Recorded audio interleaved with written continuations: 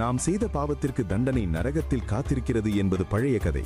ஆனால் நாம் செய்யாத பாவத்திற்காக மற்றவர்கள் நம்மை தூற்றும் போது நம்முடைய பாவங்கள் அவர்களுடைய கணக்கிற்கு மாறிவிடும் என்று தெரியுமா?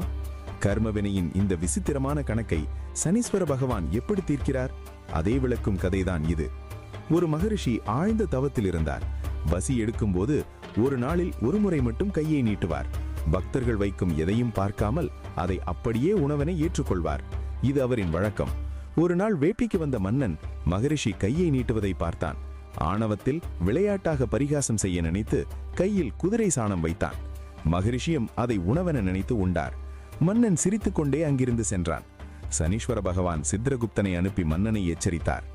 மன்னா, நீ செய்த அந்த சிறு செயல் நரகத்தில் ஒரு பெரிய சாண மலையாக வளர்ந்து நிற்கிறது. உன் காலத்திற்கு பின் நீ அதைத்தான் உண்ண வேண்டும். சனீஸ்வரனின் பார்வையில் இருந்து யாரும் தப்ப முடியாது. மன்னன் தன் தவறை உணர்ந்து பாவத்தை குறைக்க வழி தேடினான். ஆடம்பர வாழ்வை துறந்து ஒரு குடிலில் தங்கி ஏழை பெண்களுக்கு திருமண உதவி மற்றும் நற்போதனைகளை செய்ய தொடங்கினான். ஆனால் ஊர் மக்கள் மன்னனின் இந்த மாற்றத்தை தவறாக பேசத் தொடங்கினர்.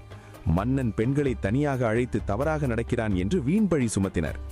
மன்னன் சனீஸ்வர பகவானிடம் வேண்டினார், என்னுடைய கர்ம வினைகள் முடிந்தனவா என்று.